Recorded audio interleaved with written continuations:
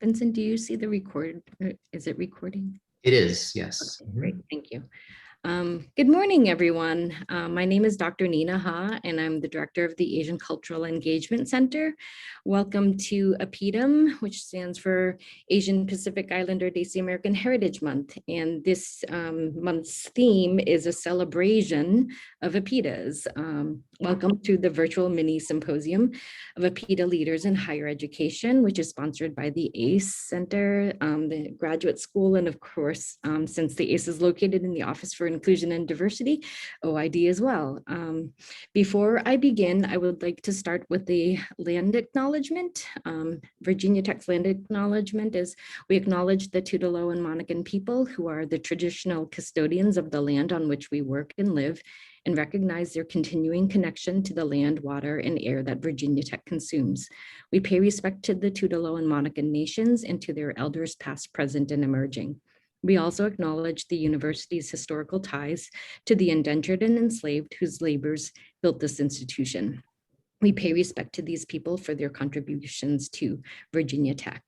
And I am going to stop my sharing and turn it over to Dr. Vincent Wong, who is the ACE's faculty fellow this year.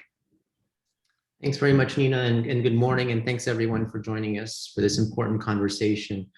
So I'm Vincent Wong. I'm an associate professor in the Department of Biomedical Engineering and Mechanics. And as Nina mentioned, I'm faculty fellow this year, and I'm really excited to co-organize with Nina and the ACE Center this symposium today. I'm pleased to introduce Dr. Mena Pratt-Clark, who will then introduce our keynote speaker. So Dr. Pratt-Clark joined Virginia Tech in February 2016 as Vice President for Strategic Affairs and as the Vice Provost for Inclusion and Diversity. She holds a faculty employment as professor in the School of Education in the College of Liberal Arts and Human Sciences. She is affiliated with Africana Studies, Women's and Gender Studies, and the Department of Sociology. Thank you. I'm just so pleased and delighted to be here and excited to participate in the symposium. And I just really want to recognize Dr. Ha and Dr. Wang for all the planning work and just their support of the APIDA community, but just the Virginia Tech community writ large. And it's just been a pleasure to work with both of them. And for me, as an African-American woman, to learn more and to continue to support the APIDA community. So thank you both for inviting me today. It's my absolute honor and privilege to introduce President Wu. And I read his bio and I was just so excited because it's such a fascinating background. I'm just gonna share some highlights so I don't take too much time, but I think it's important to recognize just how fascinating and interesting an individual President Wu is. So he serves as president of Queens College City University of New York, began his presidency in 2020. And before that, he was chancellor and dean, and then the professor, distinguished professor at the University of California, Hastings College of Law in San Francisco. And before that, he was actually a faculty member at Howard University, one of the nation's leading HBCUs, for a decade. He was the dean at Wayne State University Law School in his hometown of Detroit. So he's from Detroit and has been a visiting faculty member at the University of Michigan, Columbia University, and Stanford. He taught at the Peking University School of Transnational Law and at Johns Hopkins as well. So in his role at Queens College, UC Hastings, and Wayne, as well as when he was on the faculty at Howard, he was the first Asian American to serve in such a capacity. So as we think about this leadership conversation, it's just important to recognize those roles. But he's also had a long and continues to have a long career dedicated to civic engagement and volunteer service. So he was appointed by the Federal Department of Education to its National Advisory Committee on Institutional Quality and Integrity. He has also been appointed by the Defense Department to the Military Leadership Diversity Commission. He was a trustee of Deep Springs College, a highly selective, really unique school near Death Valley, a school that serves 26 students, so a really special school where he taught for several years and was vice chair.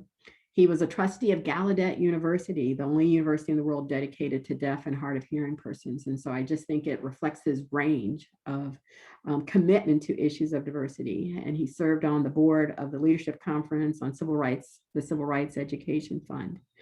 And he was the first ever president of the Committee of 100. And the Committee of 100 is a nonprofit membership organization in New York City that invites Chinese Americans who have achieved the highest levels of success to join and work together on the mission of promoting good relations between the US and China and the participation of Chinese Americans in all aspects of public life. He's also a scholar, so he's the author of Yellow, Race in America Beyond Black and White, and the co-author of Race, Rights, and Reparations, Law and the Japanese American Internment. He's blogged on several major newspapers and had a regular column for several years. Before his academic career, he had a clerkship with the late US District Judge Frank Battisti in Cleveland and practiced law in San Francisco. But he devoted a quarter of his time to pro bono work on behalf of indigent clients. He received his bachelor's from Johns Hopkins and a law degree from Michigan and a degree in management development program from Harvard Graduate School of Education. Just a few fun facts. So he's an avid runner, completing 36 half marathons, a photographer, a motorcyclist riding across the country on a Honda Hawk GT 650, and an avid theater goer who has completed the entire Shakespeare canon. So with that, it's my distinct honor and pleasure to welcome President Wu. Thank you. Thank you. It's great to be here. Please feel free to call me Frank, and I'm humbled to be speaking as your keynote. I'll leave ample time for Q&A. Don't hesitate to use the chat function. And like every law professor, so I did that for many years, as you heard, at Howard University, the nation's leading historically Black institution of higher education. I'm going to make 3 points. First, I'm going to talk a little bit about everything happening now with Asian Americans. Second, I've been asked to share a little bit about my own background. How did I get to where I am for those who aspire to do this? And if I can do it, you can do it. And third, I'll consider some of the obstacles that might be in the way, the barriers, the hurdles, and so on. And then we'll open it up for dialogue, because that's what is at the heart of our diverse democracy. So for the first part, I did prepare a PowerPoint, so you're not just all looking at me for an entire Zoom presentation. I'll start by saying Atlanta was a turning point. The attacks there, 6 of the 8 victims being of Asian background, women. This sort of hate crime is not new, but awareness of it is. The killer has already confessed. And despite that, it seemed there was not only denial that it was a hate crime, but dismissal that there was anything wrong at all. You may know that the law enforcement official in charge of investigating initially said, after the perpetrator had already admitted to the crime, that he was just having a bad day. I can't imagine how serial murder could be regarded as someone just having a bad day. When I saw that headline, I thought, well, that has to be fake news. But then it turned out that that same individual is one of the many who have propagated the China virus meme on social media. So it's no wonder that he had that view. At this point, we've seen so many viral videos, not 1, not 2, not 3, but so many of attacks, people being spit on, shoved to the ground so hard as to break their bones, stabbed. The one victim who is permanently scarred in his face saying, nobody came, nobody cared, shot. The most recent case that I saw a headline about, you may not have seen it yet, a brutal beating of a Chicana woman in Los Angeles, mistaken for someone of Asian descent. So this is just astonishing, yet some would call it random. I've even had conversations with people who I thought were my friends who have wondered, well, how do you know this is racial? Never mind that slurs are used, go back to China, that sort of thing, and in this toxic environment where even if some of the individuals are disturbed, they've been directed toward these individuals, and I can't look into their hearts or minds. I don't know if they're bigots through and through. But whether or not they're racist, whether it's technically a hate crime, I know that the effect is racial. It traumatizes and damages a specific community with the direct victims killed and maimed, and the effect so that Asian immigrant elders, women especially, are afraid to even venture outside. We're all suffering from the pandemic, but this is a form of scapegoating, blaming people who may not be Chinese and who are American, who may be sixth generation, but they have a certain color of skin, texture of hair, shape of eyes, and then when people shout at them that this pandemic is their fault, it becomes clear that this is not random at all. This is people who are being singled out because of their heritage. What's heartening, though, is that so many of my friends, even people who are acquaintances who I didn't know that well, have reached out in this time of need and asked, are you doing okay? People who are Black, who are white, who are Latinx, who are Jewish, they've reached out because they've just wanted to check on me. And this, to me, is a moment when suddenly people are aware of Asian Americans. So what I'd like to talk about first is, why is it so difficult for us to raise these issues? Before I tell you anything about me or talk about you, I'll talk a little bit about the situation for Asian Americans. So I'm going to share a PowerPoint that I've prepared. We'll go through some of these slides. Let me see. Can you now see? Hold on. There we go. It should say Asian Americans at a crossroads. Do you all see that? If someone would just, okay, I got a thumbs up that you're looking at Asian Americans at a crossroads. Terrific. So let me start. We usually talk about race with a black and white paradigm.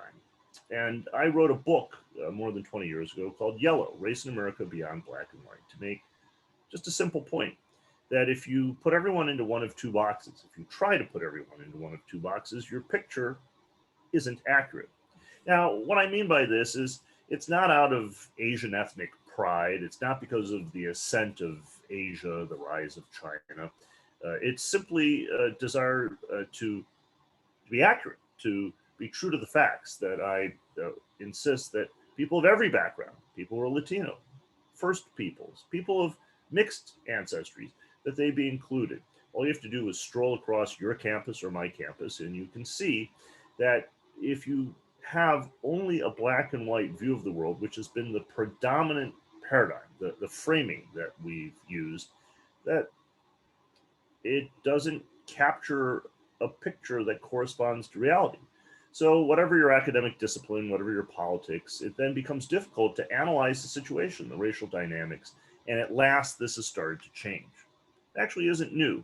There's a magisterial figure, a giant, a public intellectual before the term was invented, who wrote about race. That's W.E.B. Du Bois. I pay my respect. Frank, you might want a full slide presentation mode.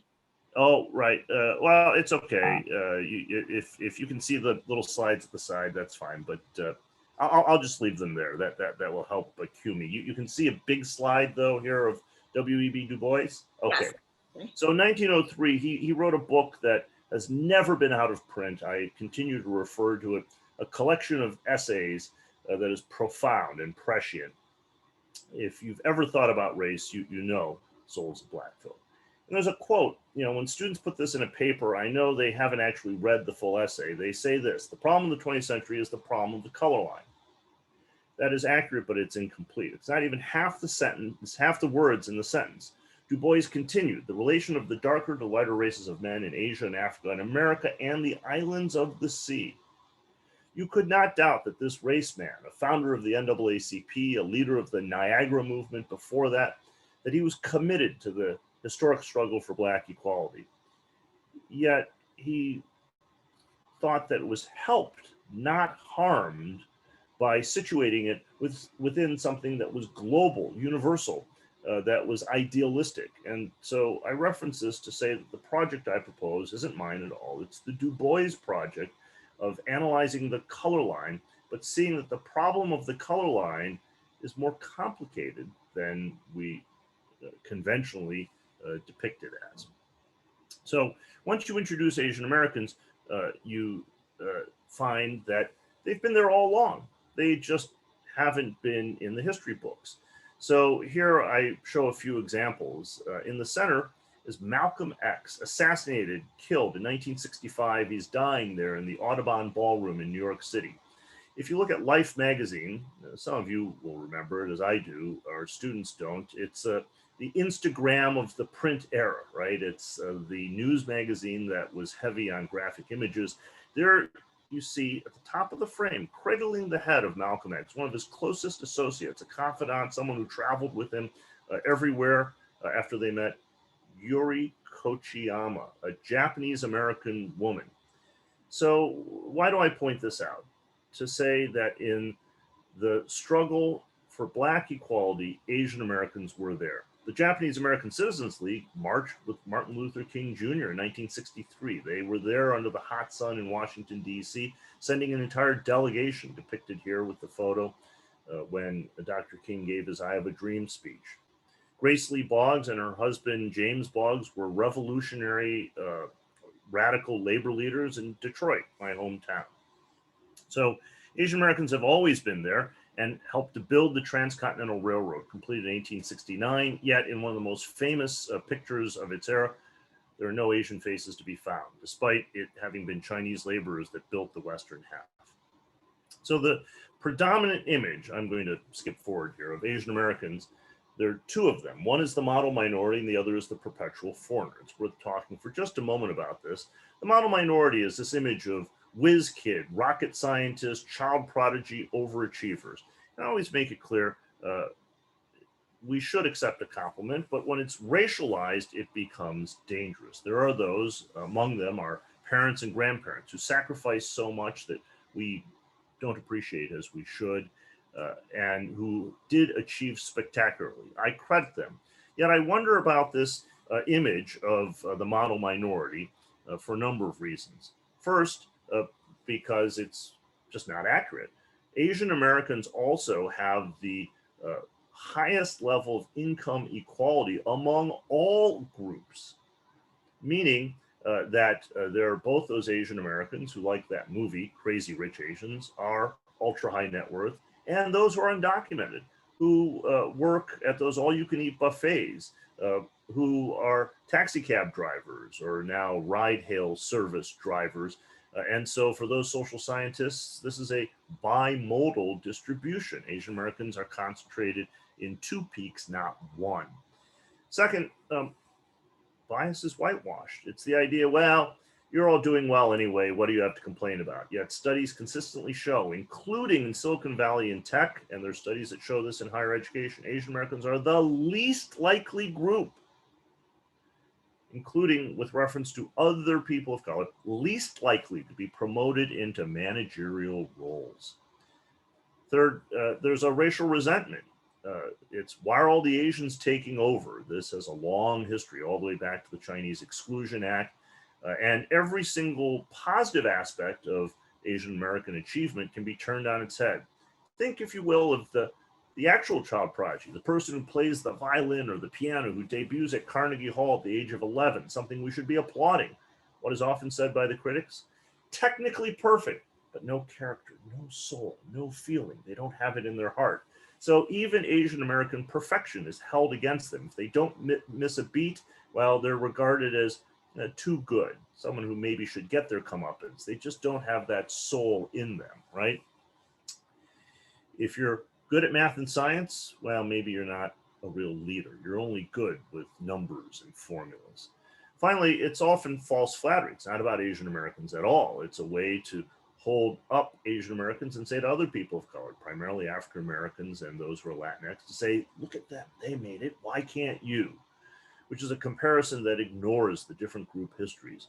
It's another reason it's so crucial to bring Asian Americans into the picture to help build bridges rather than to drive wedges.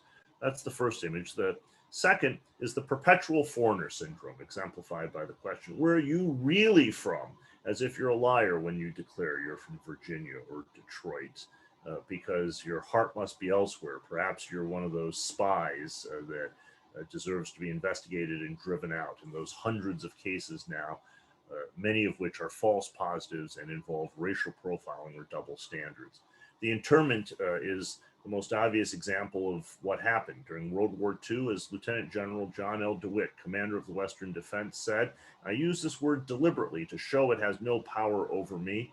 He says, they said then, a Jap's a Jap, and that's all there is to it. 2/3 of those incarcerated were United States citizens, men, women, children, the elderly, the disabled, even veterans of the Great War, as World War I was called then, on the suspicion that they would be disloyal, they would be saboteurs, that they could not be trusted because, as others said, blood will tell.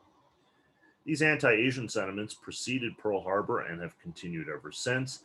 They culminated in modern memory before the pandemic with the murder of Vincent Chin in 1982, a Chinese American, not the model minority, working class kind of guy, bludgeoned to death with a baseball bat on the eve of his wedding by 2 auto workers, a father and stepson, one out of work, who used those racial slurs, the common cruelty of childhood bullying that I remember that you likely do as well, in addition to the word Jap, chink, and gook. And finally, one of them said, according to witnesses, not just Chin's friends, you don't have to pardon the language, but it's so powerful, I think it should be repeated. They looked at him and they said, you little motherfucker, it's because of you motherfuckers that we're out of work. Signaling that, never mind that he was Chinese, not Japanese, an American, not a foreigner, just like them, salt of the earth, while he represented Tokyo and Toyota, and for that, deserved to die. The killers never denied that they committed the act. They only said, as we've heard as a refrain again and again, that they were not bigots, that this was merely a bar brawl, not a hate crime, that things just got out of hand and they just snapped. So those are the images of Asian Americans, despite sacrifice of life and limb. Yet I continue to have hope and belief. My parents, like your parents, your grandparents, great-grandparents, they were attracted here because America beckoned with opportunity, with freedom. It was something that they thought they would not be able to achieve for themselves or their progeny without migrating and learning a new language, putting down new roots. So I pay homage to them as well. I'll just show one more slide of this deck, which is there's a tremendous diversity among Asian Americans that I want to acknowledge. There are Afro-Asians, for example, Charles Mingus, my favorite jazz musician. This is his second album released in the 1950s, late 50s, Mingus Dynasty, and that's an homage to his grandfather, who was an immigrant from Hong Kong to Jamaica. There are adoptees like this woman at her bat mitzvah. She's an Asian immigrant adopted by a Jewish family. And of course, there are increasingly a new wave of those coming from mainland China. So I'm going to stop this slide deck, and that concludes the first part of the talk, which is just a little bit of background to situate Asian Americans. Now I'm going to turn to the second part of my talk, which is how did I get to where I got? Because I know that many of you aspire to leadership roles in higher education.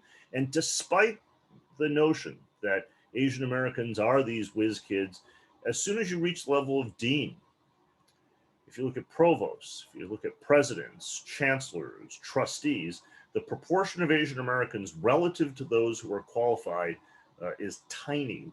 Asian Americans are not overrepresented at all. They're woefully underrepresented in leadership roles in a glaring manner. At Queens College, when I was named to this job about a year ago, a campus of some 20,000 with 600 faculty, about a $235 million budget, I was the first person of Asian descent to be named to head Queens College. Just a few weeks earlier, my friend David Wu was named at a sister institution, Baruch College. Actually, when he was appointed, I said to my wife, well, that's it. I don't think the CUNY system is going to name 2 Asian Americans in a row, especially since we have the same last name. But I was so gratified and humbled to receive the offer to head a campus, which was my one and only choice. So I followed a path that's a little bit different. I could not replicate it if I tried, but chance favors the prepared. So you can do this as well. I was not looking to be a college president. And there's nothing wrong with looking to be a college president. Many of my friends who are college presidents decide that the time has come and they're going to apply and participate in as many searches as they can where they think they're a credible candidate. That's more conventional. I only applied in one search and advanced in one search in 2019, 2020. And that was because the borough of Queens, the county, it would be the name given it elsewhere, is the most diverse place on the face of the planet right now. That, by the way, isn't opinion or my say so. In terms of linguistic diversity, there is no other place where you'll find as many languages in use. It's well over 100. It's close to 200. I confess I wasn't even aware that there were close to 200 languages in active use across the face of the earth, but there are. And on our campus alone, there are about 83 languages spoken in the homes. So this is what I wanted to do. And we're an institution like many of yours that still believes in the power of public higher education, that it's the engine of the American dream. So for me, this is coming full circle. I tell my students, I'm like you. My parents came here, just as your parents or grandparents came here or were part of the great migration of African Americans from the deep South northward a century ago to pursue equality. And so I understand the situation that you're in. And to me, that's important as a candidate to have a compelling narrative, a reason that you want to do the job that distinguishes you from others. It isn't just that you're qualified. Every candidate who's interviewed will be qualified on paper. It's that you have a vision and that this is the right place and the right time for your leadership. The choice among finalists for a president or provost or dean, it's never a choice among those who are qualified and those who aren't. It's not even typically a choice among those who are better qualified and less qualified. It's instead a choice among competing visions, among those who could do the job, who could lead. The question is, in what direction would the community like to be led? Who would they be willing to follow, especially now as we emerge from this unprecedented pandemic? So you've heard that I started my career at Howard University. I didn't just start my career there. I was there for a decade. I was formed as a scholar, as a civil rights activist. It made me see the power of bridge building. I learned as much as I taught. Stepping foot in the classroom was making a statement. And I came to see that despite myself, I too, like all of us, had prejudice. And without even realizing it, I enjoyed privilege just walking down the street. None of us would ever want to engage in a contest of suffering. There are no winners. But I know that when I walk down the street, well, yeah, sometimes a car will go by, they'll roll down the window, even now, especially now, and someone will shout at me to go back to where I came from, which is Detroit. Or a kid will come up to me and they'll challenge me to a kung fu match, right? It's howling and hissing, ching chong something. They'll shout at me about Bruce Lee or Jackie Chan. Even if I'm wearing a coat and tie, they're pretty sure I've got that black belt on underneath. But nobody mistakes me for a thug, a purse snatcher, a felon. I could go bird watching in Central Park and I don't think anyone would call 911 on me, unlike that incident a year ago. So I see that though these forms of bias and discrimination, they're all related, that they're also different in degree and kind. Because when I was at Howard, virtually every one of my students, my colleagues, my friends who was Black, male and female, had that experience of a stranger on the sidewalk shying away from them more than once. And though you can't tell to a certainty that the person who does that, who crosses to the other side, who clutches their purse or backpack a little closer, is reacting to race. You don't have to see it more than a few times to notice a pattern, that it's a sense that they're projecting without uttering a word at all, that that they're afraid of Black criminality, that they're stereotyping, even if the person whom they're staring at happens to be an honor student.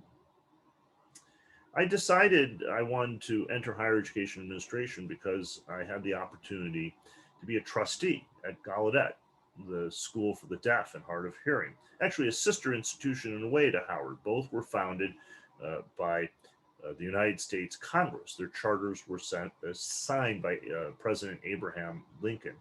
Gallaudet has served the deaf and hard of hearing in a unique manner as a bilingual campus, such that when I stepped foot on its grounds, I knew that the interpreters were there for me. I was the one, as a hearing person, who was disabled. Everyone else was fluent in American Sign Language in the boardroom. They could conduct business, they could chit-chat. And being there, I saw I. King Jordan, president for 18 years, a legendary figure who became president as the result of one of the last great student civil rights movements. In 1988, the DPN, Deaf President Now movement, to insist that an institution founded to serve the deaf could, should, and must be led by someone deaf, as it had never been before. When I looked at what he was able to do for an institution, I was a faculty member then at Howard, I thought, wow, there's something that, even though I'd never thought about it before, that you could do that would reach thousands at a time. And so I decided that I wanted to pursue that opportunity. I didn't have any mentors in administration. I've had mentors and I'm grateful for them, but not in administration because, you know, there weren't any Asian Americans at the time I was thinking about this who had been a dean, a provost, or a president in the different roles that I held successively. Dean at Wayne State, Chancellor and Dean at University of California, Hastings. Just as at Queens, I was the first Asian American. At the time I was named at Wayne State, there had been one Asian American dean previously, and three of us were named simultaneously at different law schools that year. So that's the second part of the talk, just a little bit of background. Let me transition to the third to talk about what you can do, and then we'll open up for Q&A. There are two sets of issues, I think, that we face as Asian Americans. The first I've already talked about, the model minority myth, the perpetual foreigner syndrome, the sense that maybe you're technically accomplished, but people won't understand your accent, even if you have no accent. Actually, we all have accents. It's just that some of us have more socially acceptable or favored accents than others. But people tend to hear an accent, and more of an accent if you're of Asian background. And it suggests that they're just not listening. It's actually them, not you. So there is a set of issues, both the egregious bias, which still persists despite our efforts, and with the resurgence of white nationalism over the past few years, and the COVID-19 backlash, it's apparent to so many of us. But there's another set of issues that I want to take a moment to address. And I'm going to add a caveat. I will generalize among friends about the cultures that we know. And it is the traits that we've been taught and how our parents and grandparents adapted. I wrote an essay once entitled, "Everything My Asian Immigrant Parents Taught Me Turns Out to Be Wrong." Now, I'll be clear, that's facetious. I would not be here without the sacrifices they made and the standards they set. And I want to pay homage to that in as heartfelt a manner as I possibly can. What I mean, though, is Asian cultures, East Asian cultures, they all have a saying. The Japanese one is the best known. The nail that sticks up is pounded down. What is that about? That's about conformity. It's about deference to tradition.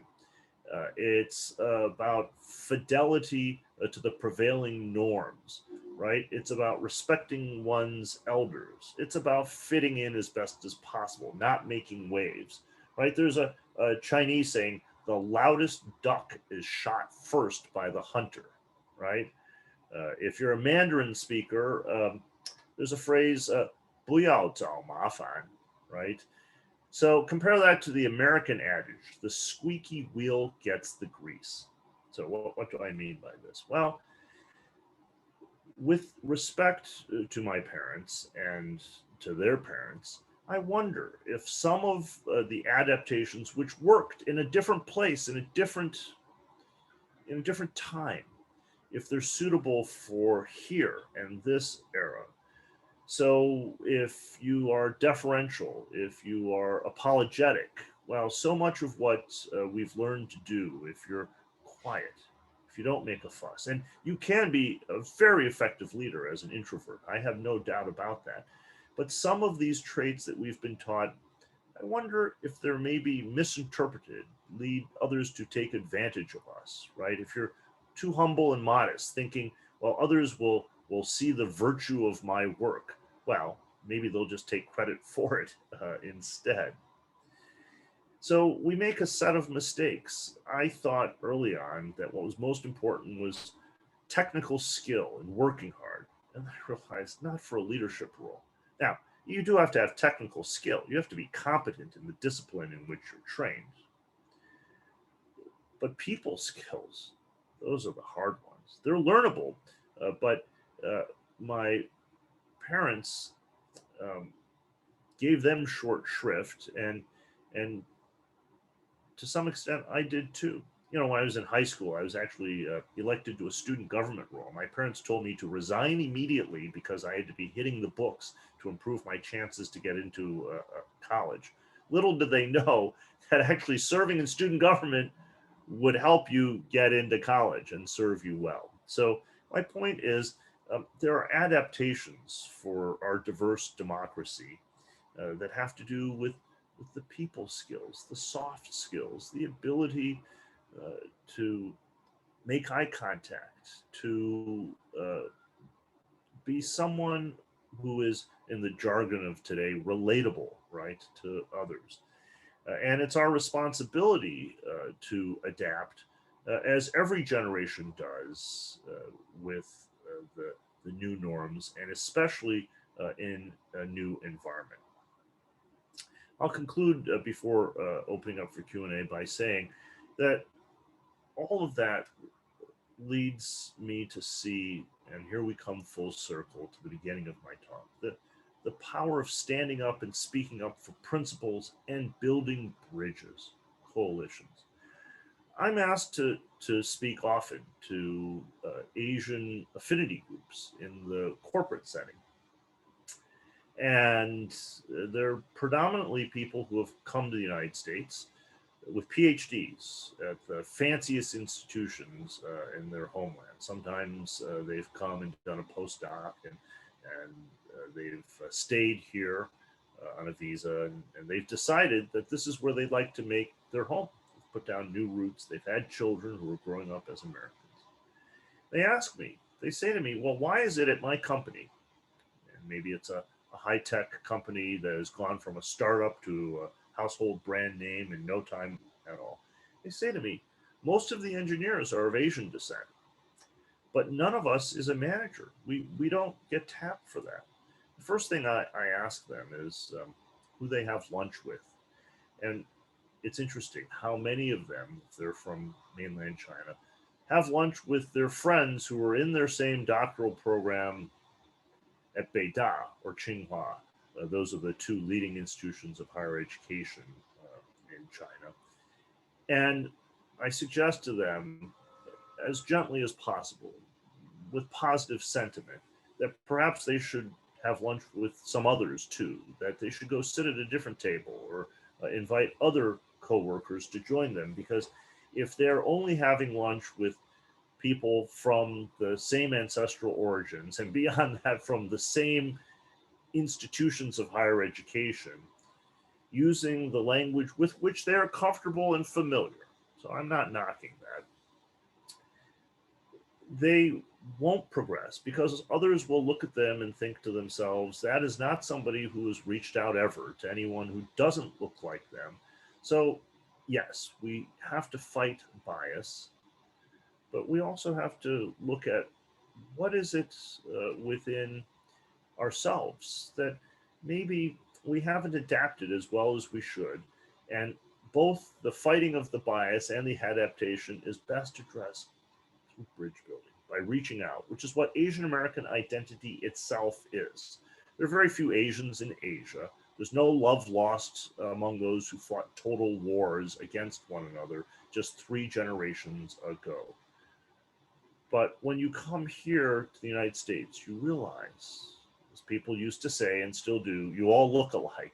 And so it is out of mutual defense and then principle and then the enrichment of one's own life that you reach out, Chinese to Japanese, Indian to Pakistani, Korean to Vietnamese, and you come to see that in Asian American identity, reaching out to Pacific Islanders, ensuring that East Asians and South Asians form alliances, that is a step in the great American tradition of civic engagement. And that is good not only for one's own career, it's good for the nation. It helps fulfill the ideals of a diverse democracy. So I've talked a little bit about the issues facing Asian Americans. I've shared a bit about my own journey to where I am. I hope that I've offered you a little bit to think about if this is something that's of interest to you. If you look at me speaking and think, well, there's nothing all that special about Wu. If he's gotten this sort of job, I can get it too. Well, then I will have accomplished my goal, because each and every one of you, by coming to this conference, you're interested in these issues.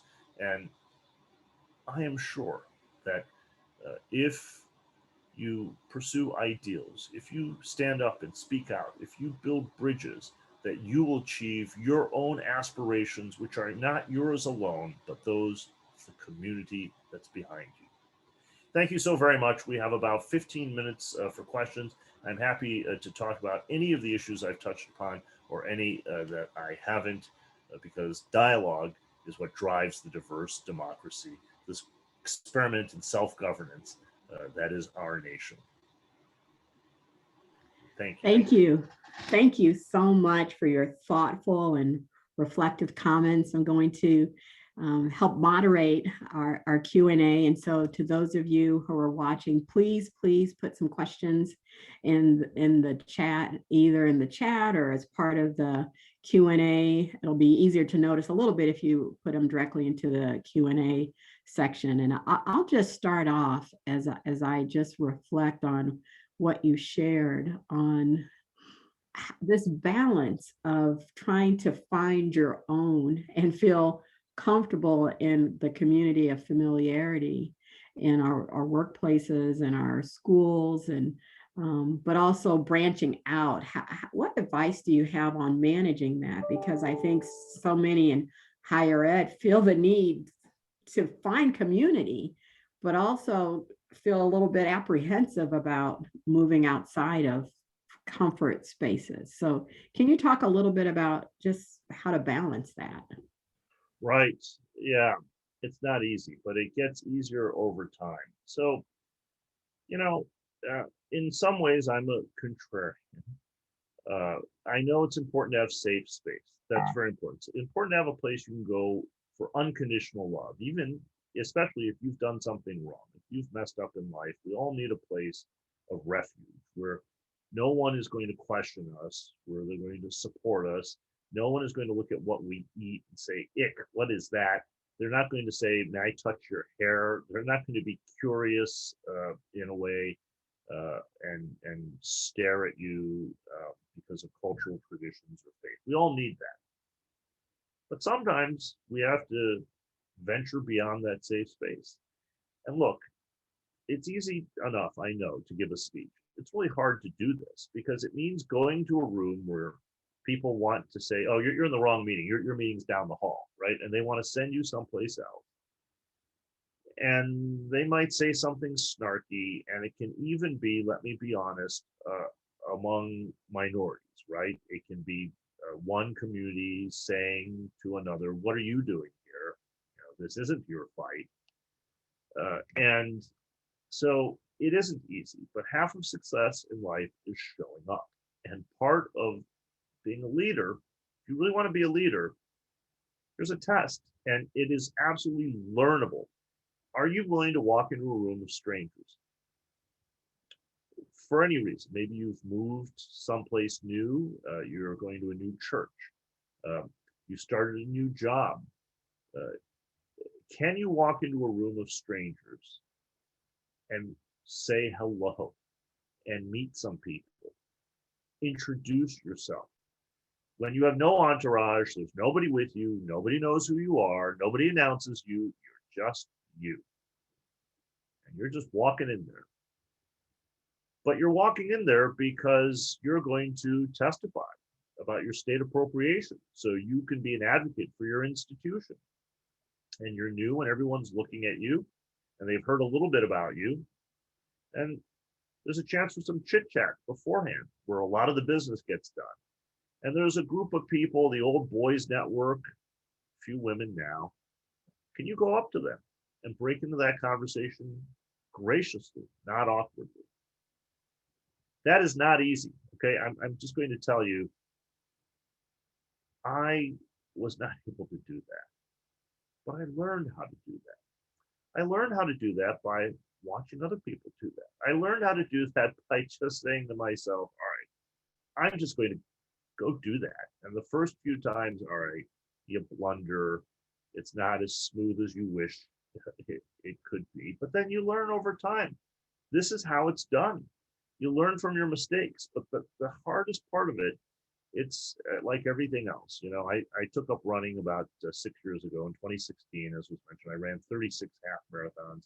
I've run about 100 half marathons total. Right? First time I was going to run a half marathon, I thought, well, this is crazy. This is 13.1 miles. Who does this? And then I realized, well, thousands of people do this. They've lined up and here they are, and they can do this. And I'll be honest, I looked at some of those folks and I thought, geez, you are really out of shape. And I thought to myself, all right, well, if that person can do it, I can do it. And you know what? Most of the people I looked at and thought to myself, they're out of shape. They were faster than me. So, you know, that really puts you in your place. You realize, okay. But I finished. I've never failed to finish a half marathon. And after the first one, the second one was much easier. After the first one, I was sore for 3 days. I couldn't move, but I was hooked. I thought, all right, I can do this. And this is good for me. This is fun. There's a community here. But that first one, wow, that was hard. And that's what it's like to work a room. The first time you go in there, you're like, whoa, who are all these people? They all know one another. They're all friends. I'm a stranger, but I got to get 50 million out of these people, right? So I had better get in there. And it's not just the formal part. It's people are having coffee. You got to be able to go up to a half dozen people having coffee, because it turns out they're not all friends. They don't know one another very well either, right? And if you are awkward, that's okay, because over time, it just gets easier. And, you know, some of you are social scientists. I just read a lot. And there are people who think that all of this is innate talent and it's immutable, that you've got it or you don't. And then there are people who think that we're full of potential and that we can learn it. Well, you know, it turns out that if you believe you can't learn it, you're not going to learn it, right? You've given yourself a disadvantage to self-fulfilling prophecy. But if you think this is doable, right, look, just look at me. I am not that good at all these things. I learned it, all right? So over time, you just get better and better and better. So if any of you think, for example, that I gave a good speech, hey, you can do this too. I really appreciate that advice. You know, as a leader, are you just a simple test? It's just a simple test, really. Are you going to walk into a room of strangers and say hello and meet people? And that is really how we connect. I mean, that's a core part of just diversity and inclusion, building community, making friends. And so it just takes a little bit of courage. So I appreciate that. But there's another great question in the chat that I want to get to. It's Annie Patrick says, thank you. My questions connect to your comment of the silence that is passed from our parents. So you talked a little bit about the immigrant parent culture in many ways. And she says, I realized that I have been silent because it was a safety coping mechanism passed from my parents and from their time when it was necessary. How do you advise pushing past that embedded and taught silence in today's climate? Yeah, you can practice with the easier cases, and you know, it's okay to be a quiet leader.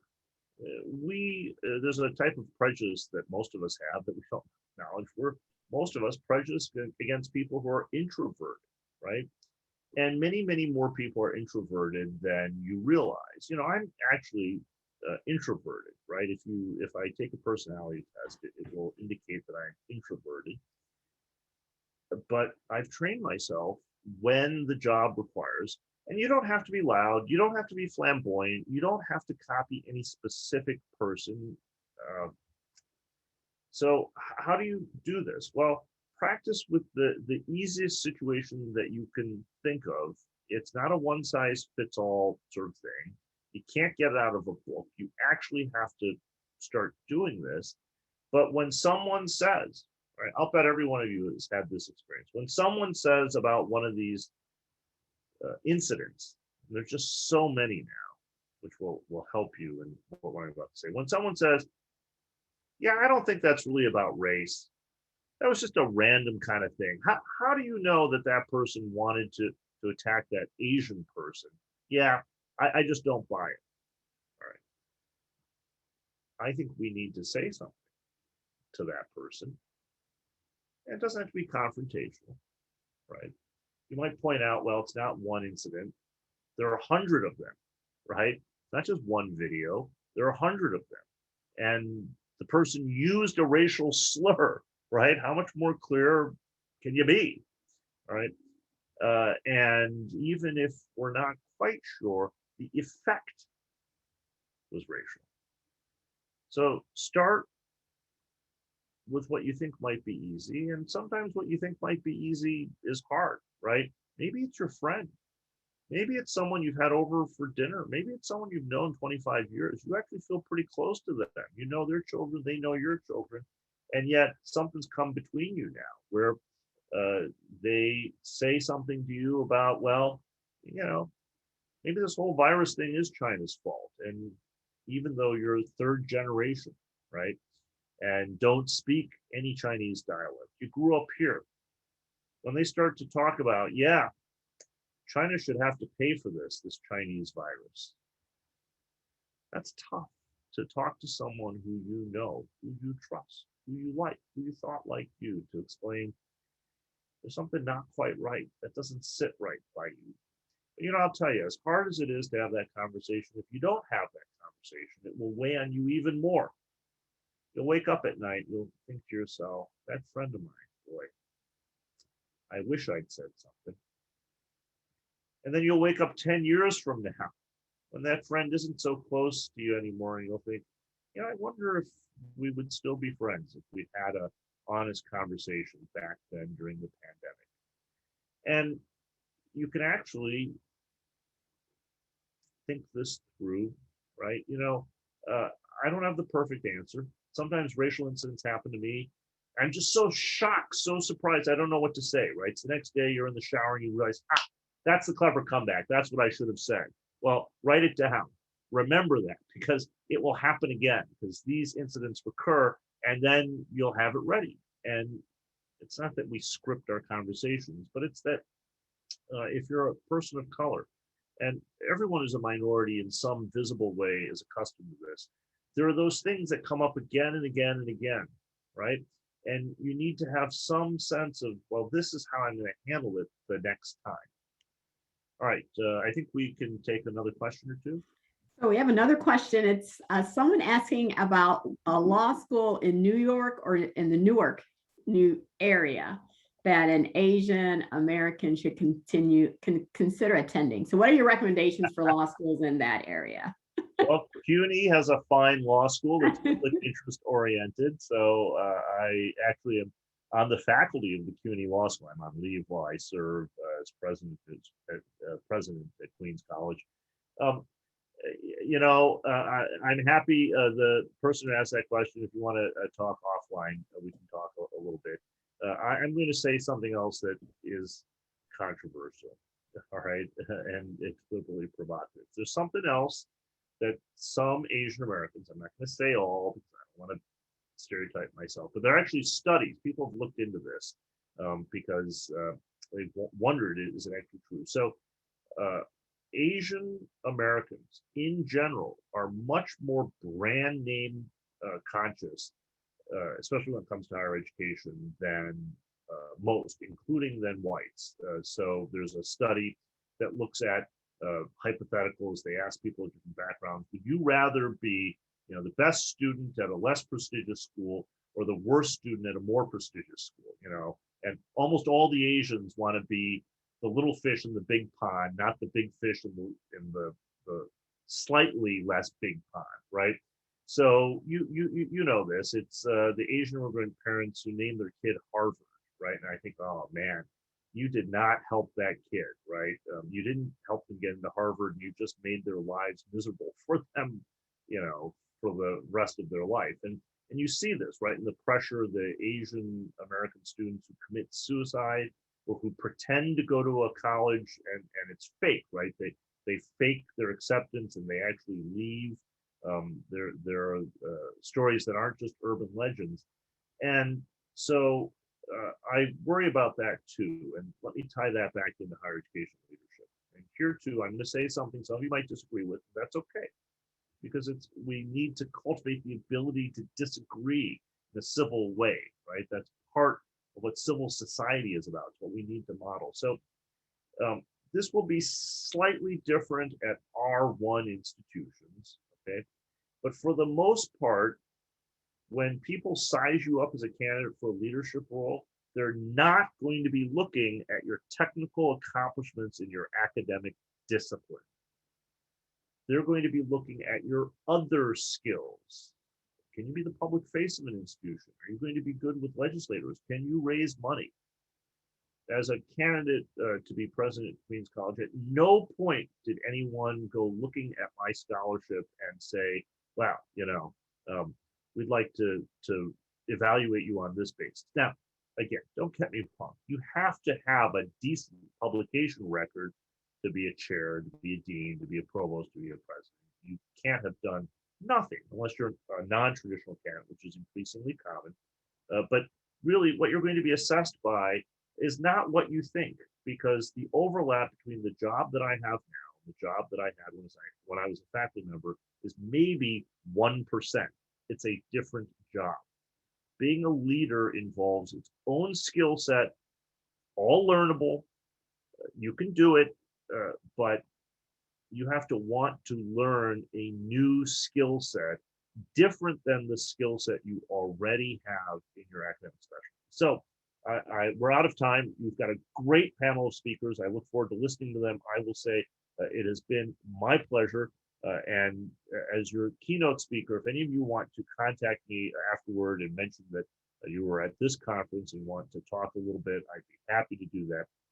Truly, it's been an honor. And just think to yourself, and if you want to do it in 10 years, in 5 years, this will happen. If Wu is a college president, I can be a college president. All right. Thank you. Thank you. Thank you so much for your just wisdom, the time that you committed to sharing that with us today. And we're so grateful. And so I'm going to turn the program back over to Vincent to continue our conversation. Terrific. Thanks, Mena, for moderating here thus far, and certainly to Frank for these truly unique and deep insights that are examples of why you're a role model to us. So I'm really privileged to introduce 3 additional speakers representing different disciplines and across the kind of geographic footprint of the United States. And I'll introduce them very briefly in the order in which they will present. Dr. Roland Kumola is a professor of teacher education at Wayne State University in Detroit. He's a scholar of history, cultural studies, and education. His work addresses critical questions of race, gender, sexuality from translational and intersectional perspectives. He's been prolific as a researcher with over $1.2 million of external funding from federal, philanthropic, educational, and community agencies. He has served in various leadership roles, including assistant dean, department chair, graduate coordinator, and center co-director. He was president of the American Educational Studies Association from 2018 to 19, and editor of the Educational Studies Journal from 2014 to 17. In 2017, he received the Distinguished Scholar Award from the Research on the Education of Asian Pacific Americans Special Interest Group of the American Educational Research Association. In 2020, he was appointed as governor of Michigan's statewide Asian Pacific American Affairs Commission.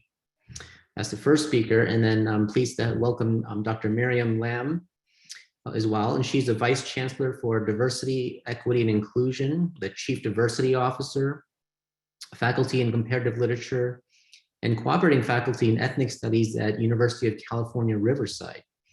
She's the current chair of the UC System Council of Chief Diversity Officers from 2018 till present.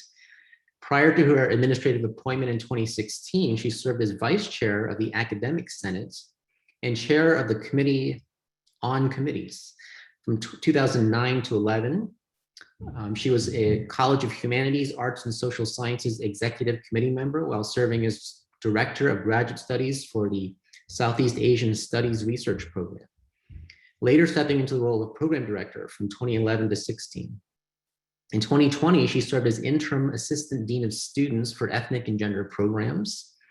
Her academic research focuses on Southeast Asian, American, and diasporic arts and cultures, media development, globalization, gender and sexuality, trauma, minoritization, and academic disciplinarity. She was founding co-editor-in-chief of the Journal of Vietnamese Studies and founding editorial board member of Boom, a journal of California. And finally, we have Dr. Ed Gohl. Ed is the Stanley Dicker Professor of Biomedical Engineering and Chair of the Department of Biomedical Engineering at Columbia University in New York City. He holds BS degrees in Applied Mechanics and Biomechanics from Peking University. He received his master's and PhD in medical physics and medical engineering from the Harvard-MIT Division of Health Sciences and Technology. And he completed a postdoctoral fellowship at the University of Michigan. He has been a faculty member at Columbia since 1996. Regarding his research, Dr. Gohl directs the Bone Bioengineering Lab at Columbia. His primary research expertise is in the areas of biomechanics, bone mechanics, mechanobiology, 3D imaging, and modeling techniques for bone in the context of osteoporosis and metabolic bone diseases. Dr. Gohl is a fellow of the American Institute for Medical and Biological Engineering, the International Combined Orthopedic Research Societies, the International Academy of Medical and Biological Engineering, and the American Society of Mechanical Engineers. He was a founding editor-in-chief of the journal Cellular and Molecular Bioengineering, and he serves on numerous external academic advisory boards, as well as journal editorial boards. He currently serves on the board of directors of the Orthopedic Research Society. So as you can see, we have highly, highly accomplished leaders in their respective disciplines, and it's a great honor to have them join us for this panel. So without further ado, I'll go ahead and give way to Dr. Koloma, followed by Dr. Lam, and Dr. Guo for each of their 15-minute uninterrupted presentations, and we'll reconvene for a panel discussion thereafter. Thank you. Dr. Wang, thank you so much for that wonderful and lovely introduction. And I'm just so honored to be part of this conversation. It's tough to follow up with President Wu, but I'll give it a shot. So I know we are in a symposium focused on higher education and leadership, but I want to start by asking you to think back when you were in school, especially if you went to elementary and or high school here in the US. When was the first time you had a teacher who was of Asian, Pacific Islander, or South Asian descent? Do you remember their name? How did it make you feel seeing that you had a teacher who looked like you, whom you could relate to? Even growing up in California, I never had a school teacher who was of Asian descent. I did not become what my parents had hoped, to become a medical doctor. At my graduation dinner, when I completed my PhD, my father gave a toast in front of family, friends, and faculty mentors and ended with, "Congratulations, but I still wish you were the right kind of doctor, the MD, not the PhD." Yes, like many good Asian children, I started as a pre-med, but ended up becoming a high school teacher. As an undergraduate, I was actively involved in organizing, working in Asian Pacific student programs, and fighting for the establishment of ethnic studies on campus. I became an English teacher partly because I fell in love with literature, and partly because I wanted to make sure that students like me, immigrant, racialized minority, working class, and queer, had a teacher that they could relate to, a teacher that I never had. I was fortunate that when I was starting in my teaching career, there were two other Asian American teachers in that school. And guess what? We were all English teachers. And when I started in my doctoral program in education at The Ohio State University, I found other Asian American graduate students, and we formed a tight professional and personal bond that remains to this day. I mentioned the importance of having Asian American peers and colleagues for a couple of reasons. One, it is still rare in the field of education to have Asian Pacific Islander and Desi American school teachers and university professors. And second, when there aren't a lot of us in a particular field, peer support and mentoring to survive and thrive is incredibly important. As President Wu mentioned earlier, there aren't many Asian Americans who are in higher education upper administration. So as we look across and above, it's important to look both within and beyond our particular communities. I'm in a field that we as Asian Americans say is tremendously important: education. Get an education, finish your education, our parents and relatives would say. But as school teachers and as education faculty, frankly, it is a line of work that we don't value. You're smart. Why do you want to become a teacher? Yet without teachers, we will not have our doctors, lawyers, engineers, and accountants. We will not have our next generation of scientists, business people, politicians, and even university presidents. Yes, I am here to be unapologetically be recruiting folks to become teachers. If there is a field of employment where Asian Americans are underrepresented, it's actually in education.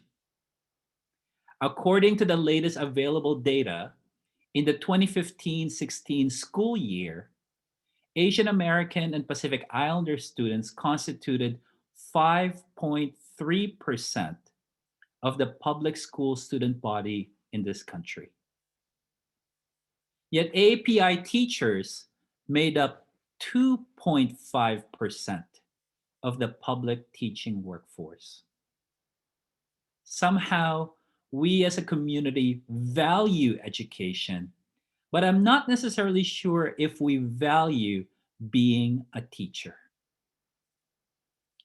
I highlight the underrepresentation of APIDAs in K-12 education because it has implications for higher education pipelines and leadership. Whether we are in an R1 or R2 or more teaching-oriented colleges and universities, many university faculty in the academic field of education are former school teachers and administrators. So if Asian Americans are underrepresented in K-12 schools as teachers and administrators, then that is also reflected in the demographics of education professors, department chairs, college deans, and so on. I can count in one hand the number of current College of Education deans who is of Asian, Pacific Islander, or South Asian descent. My path to leadership in higher education, frankly, was not intentional. Somewhat similar to my path to becoming a university faculty member. I had thought that after completing my doctorate, I would return to the public school system as a teacher and perhaps eventually work on curriculum and policy matters at the district or state level. It was when I was attending academic conferences and reading the scholarly literature that I realized the small number of Filipinx scholars and researchers in the field of education. When I was complaining to a very good friend about the limited research and curriculum on Filipinx and Asian Americans, he asked, "Who are you waiting for? Why don't you become a professor?"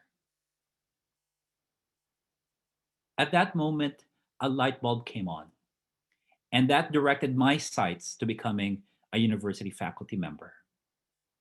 Early on in my career as a faculty member, I was encouraged to take on administrative work and was socialized to consider this important service as crucial to the welfare and development of our department and college.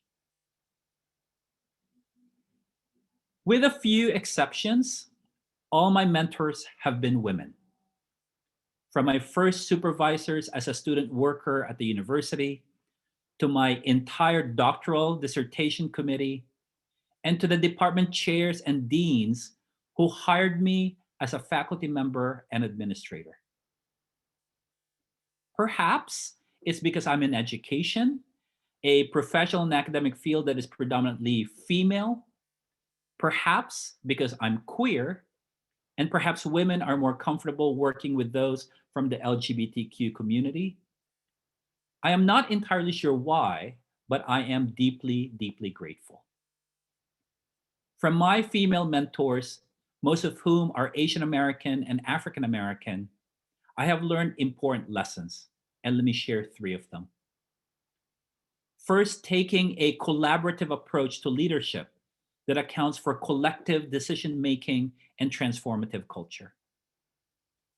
Second, embracing a more intersectional approach to leadership that accounts for the ways race, gender, class, sexuality, and other markers of difference as factors and even assets in deliberations related to policies, procedures, student success, personnel, and other things about our workplace culture and finances. And third, addressing the ongoing dilemma of work-life balance in more humane and compassionate ways that accounts for the demands of home and care for children and families, including elderly parents.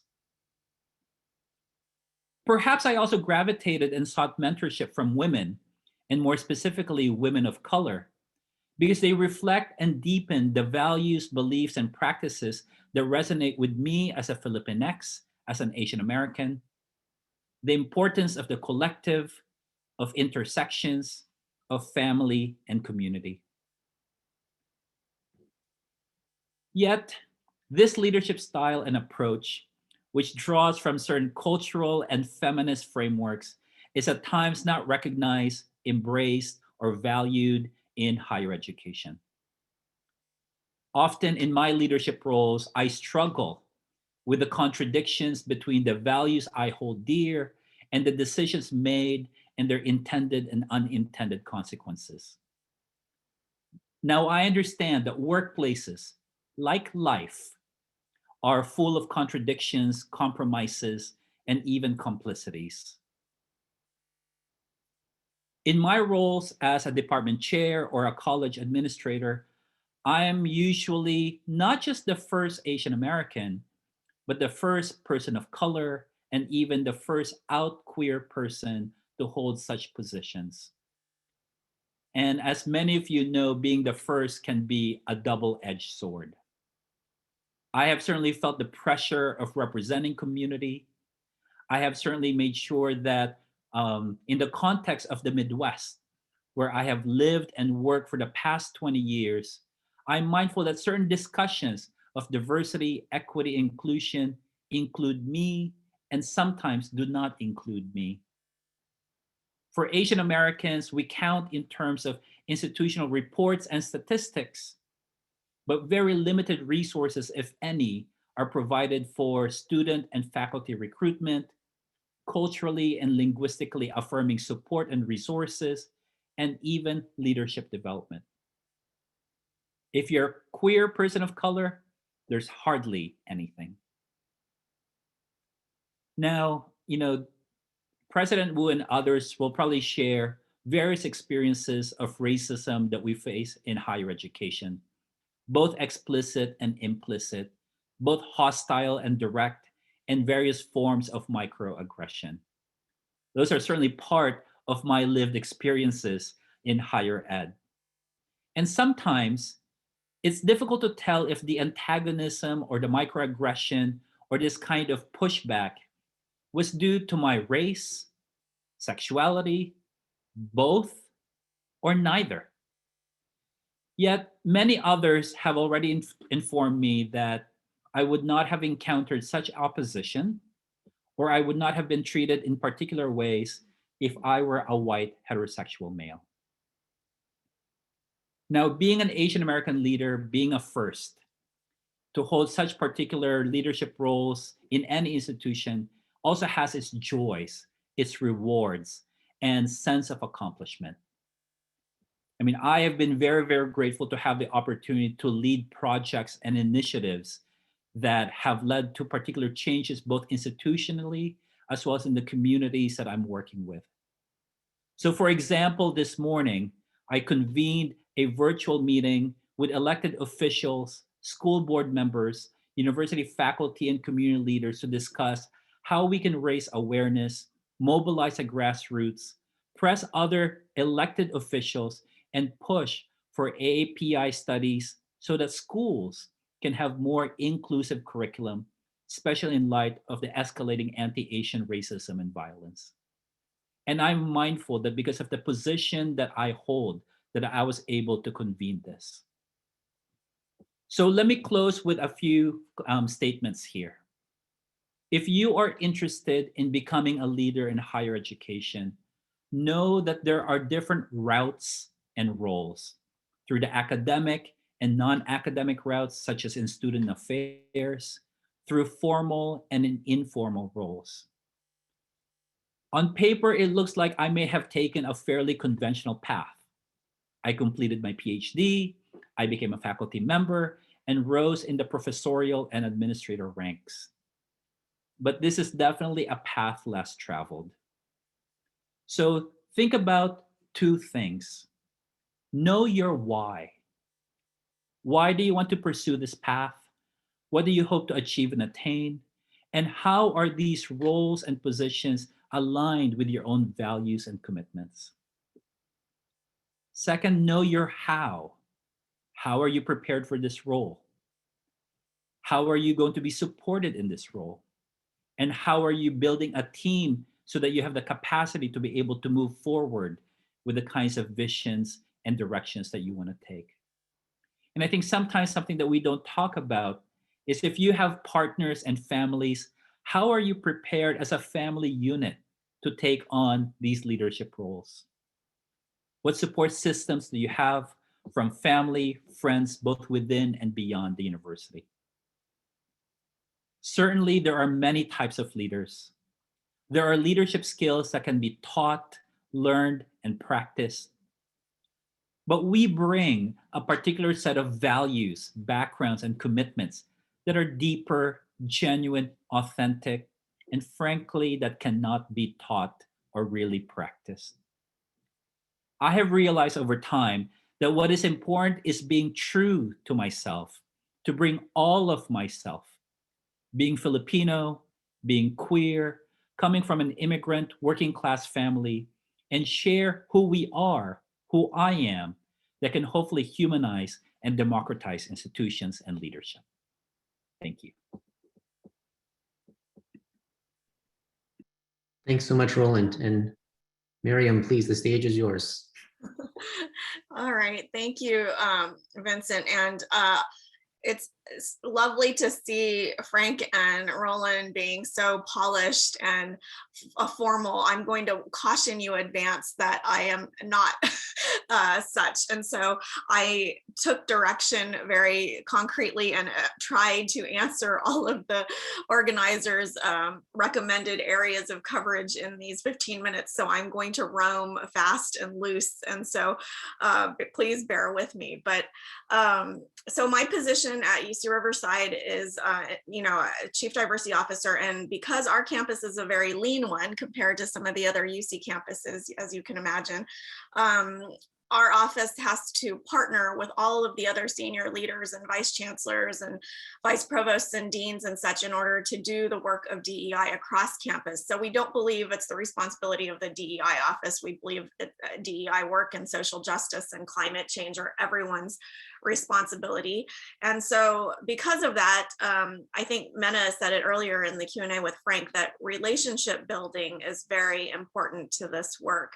And so we service all of our constituency groups: undergrads, grad students, faculty, staff, alumni, and visitors and public officials and all of it. So I think one of the questions had to do with how has your position sort of changed during with the uptick in anti-Asian violence and such. And it's been really interesting on our campus because we really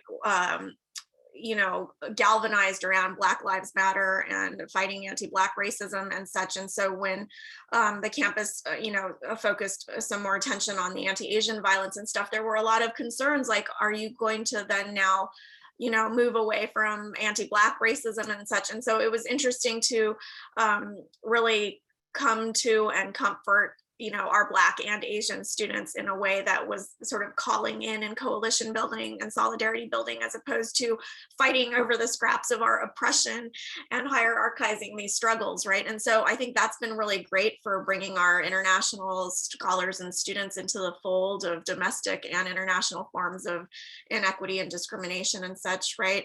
But like Roland and Frank, I sort of stumbled into this position.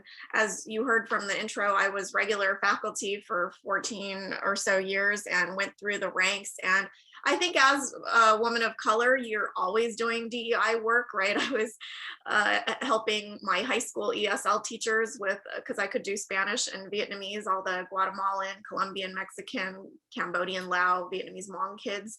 And in college, I was doing Pan American Latino Society and grad schools of color collective and such. And then same with the faculty, I did a lot of faculty governance and stuff, because out of frustration and anger, right? You want to sort of fix things where you can.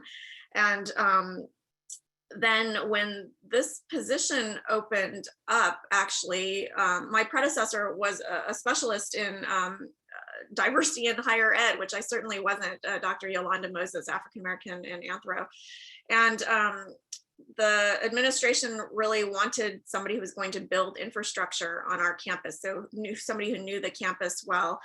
And my colleagues and I were seeing the folks who were throwing their hat in the ring. And it was mostly folks who you could tell wanted an administrative appointment and had applied for other senior leadership on campus and didn't know critical race theory, intersectionality, queer studies, any of it. And so we were very concerned. And I some of the friends and colleagues sort of encouraged me to, kind of take one for the team, because I had had enough experience to do this kind of position. And so I think our API backgrounds influence what we do, but that kind of longer history of service and I'm not that crazy about these notions of servant leadership because, don't tell a Black person to be, in a role of servitude, right? I think all of us who are women and underrepresented minorities have done more than our fair share of service, free labor and such for these causes. And so when you do leadership training, which was one of the areas, there are all these kinds of leadership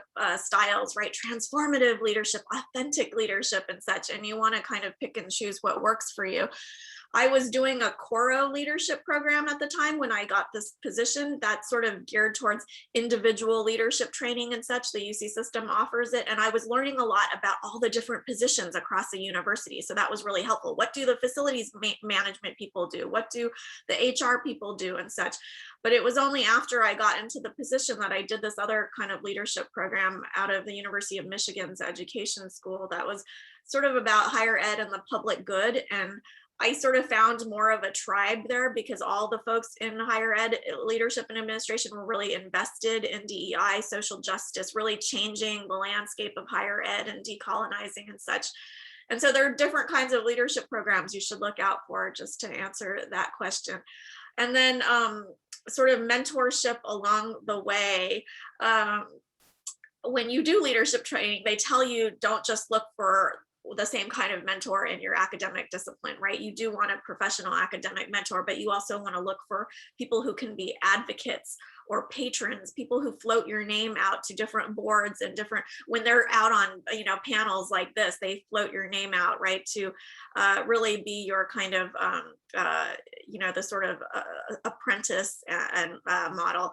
And then, you want mentors, friends who are just sort of life coaches also that keep you grounded and such. And so I've had both Asian American, Asian Pacific American, and non-API folks and Desi folks. I should mention I'm mostly Vietnamese, but a quarter Indian, South Asian Indian, and an eighth Chinese. So I sort of tick all the API boxes, except for Pacific Islander. But that has helped with a lot of the relationship building and the sort of proving that you understand various Pan-Asian issues and such.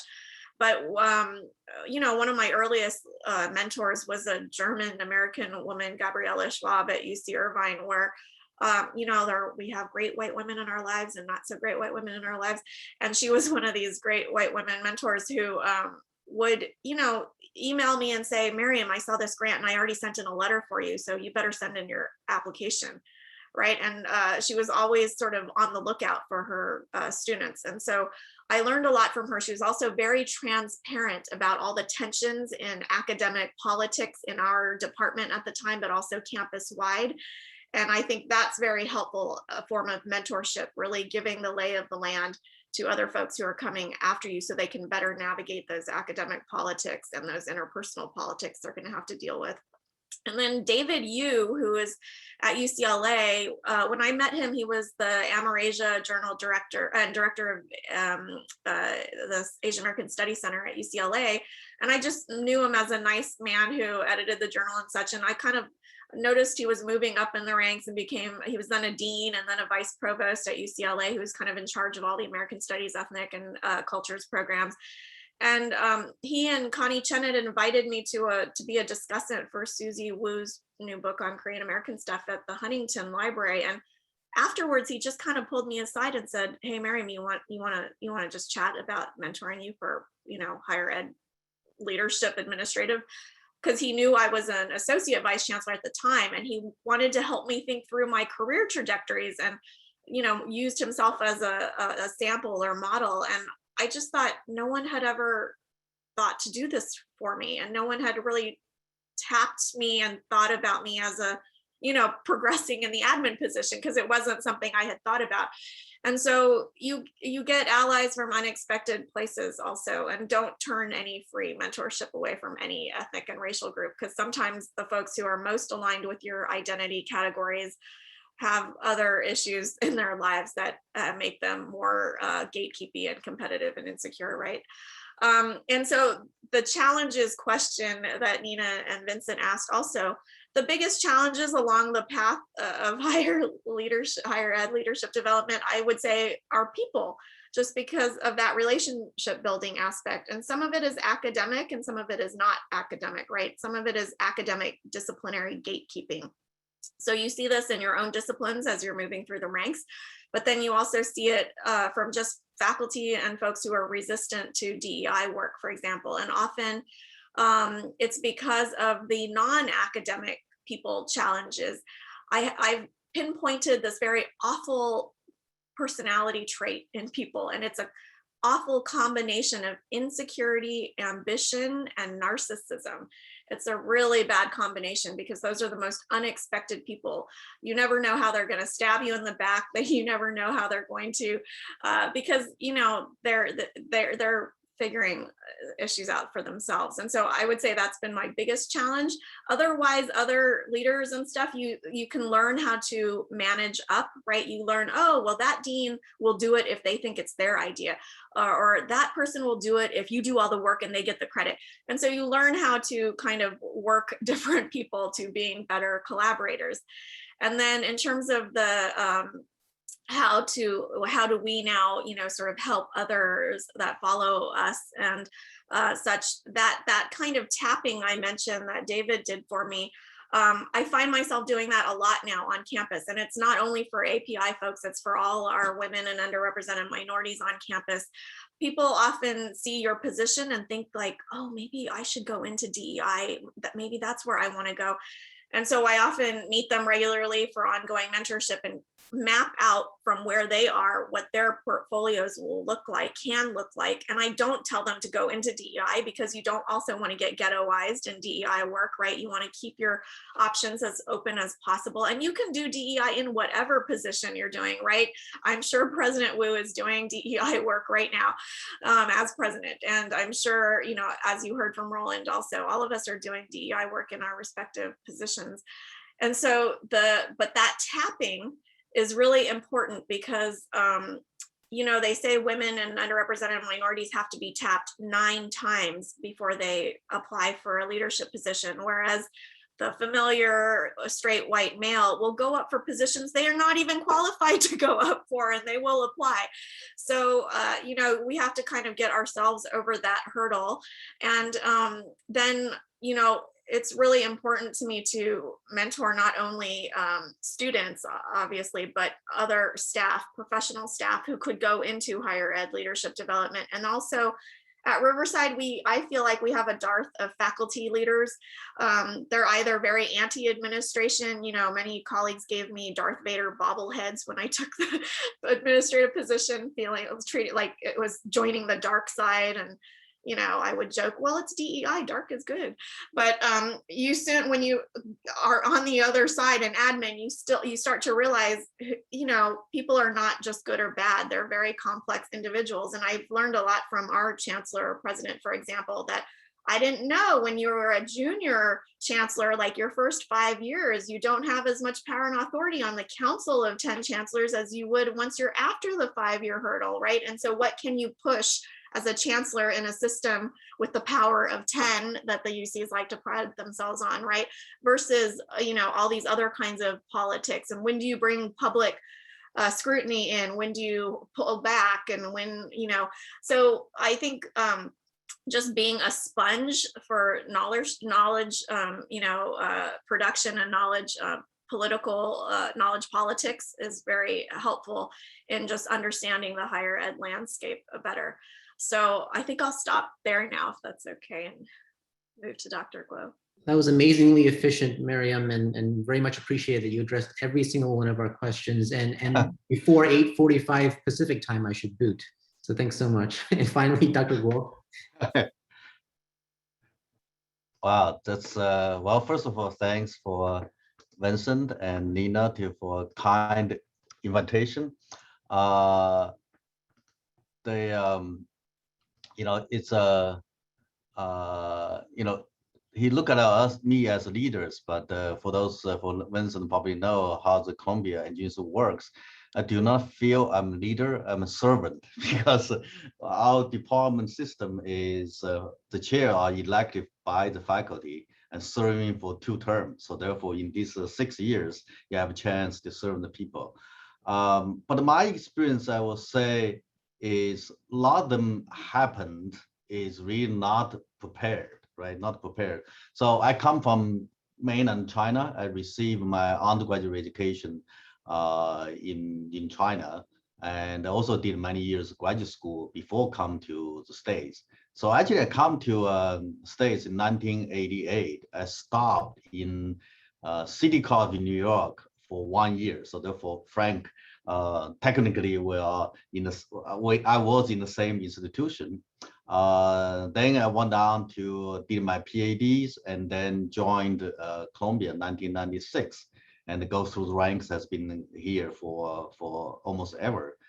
And I think the way I get into become chair now is really not planned. So when I joined Columbia, that's where the time Columbia decided building the biomedical engineering program. So therefore, I was the first two hired in this endeavor. So therefore, I have no choice. We only have few people in the program. So therefore, since 1997, even though I'm second year as a faculty, and then I have to serve as chair of the graduate committee, and then later on serve on the undergraduate committee and APID and the undergraduate committee again. So I was vice chair, in 2014, 2017.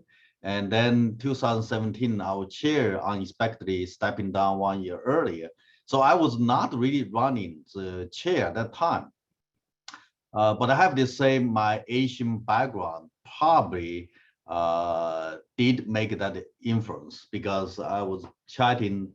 I was in China at the time. I was visiting China for quite a period of time for actually helping a new university in China to building a new department in biomedical engineering. So that actually gave me a lot of for leadership experience as well. And I was not really interested in running this for the chair. But one of my friends in China said, you have to run. I say very few Chinese professors, in the biomedical field, and very few Chinese Americans actually as department chairs. You should run. So that's what really happened to me. And then in terms of, so my experience, it is, I think that you build in the service record. It's really everything you do, and then you not necessarily need to looking for the leadership per se, but I think just by doing a lot of service in the department as well as in the field, and then you gain quite a lot of experience. And then also you learn how it works as well, right? And then you learn, as Frank said, you learn most time from your mistake. And quite honestly, that's absolutely true. Actually, the most things I learned is really from the mistake. So one thing I think the department appreciated me is as a new department, you have to go through the engineering accreditation process. That's called APIDA. So to a lot of you probably surprised, but our first APIDA accreditation process was totally failure. We actually failed to credit the biomedical engineering bachelor degrees. I think that the reason is really we pretty arrogant. Actually, we did not pay attention to what the APIDA is. So my chair tapped me to really the morale was low, because some faculty say why bother with APIDA, let's just not do APIDA. So my chair tapped me into leading this process, and then how through this process building the trust of the faculty and working with the faculty. I think that's quite an interesting experience. So when I was running for the chair, I think the one thing I campaigned is as everyone knows, ranking of a department, ranking of a school becomes so important. I claim myself as US News and World Report addicted person. And so I say I'm going to bring in the department into top 10. In the past few years since I've begun chair, I have to say, because we have a fantastic department already, so therefore it's a relatively easy job for me to actually able to bring the department into top 10. And then this year, this new ranking just come out, we're able to move into single digit by ourselves. And last year was tied with Boston University with the top 10, 9 position. So I have the end of just saying, what I learned in this as a sting as a chair, let me unshare. I did a little bit of a self-promotion for our department. I think one thing I realized doing this job as a chair is, one is you have to have a vision. You have to have an idea. to leading the group. I think that people looking at leaders, they're looking for leadership and they're looking for the vision. I think that's very, very important. And second one is building consensus. And then without the supporting of the faculty and staff and students in the department, you have to be able to have the patience at building the consensus. For example, when I become the chair, I feel, in our department, one of the direction we want to move into is so-called single cell technology, as well as, quite the computation biology. That's really, I think, to be the future. And then how to convince faculty to do that.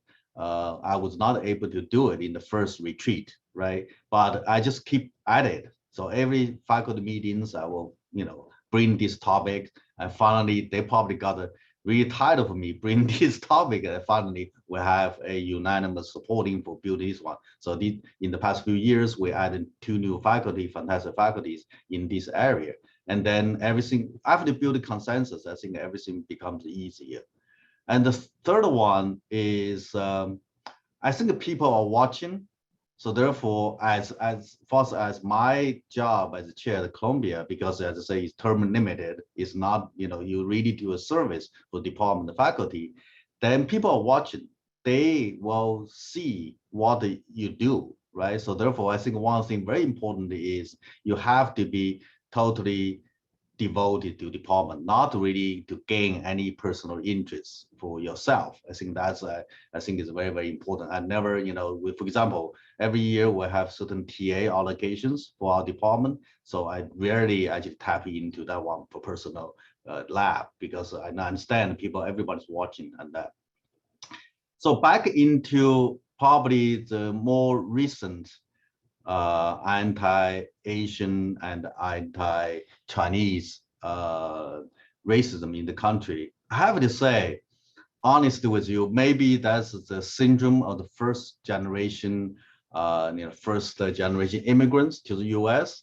You try to ignore, you try to blend it in. So I try to become part of the, population, not really to talking too much about myself as a Chinese. Of course, I'm very proud of myself as a Chinese.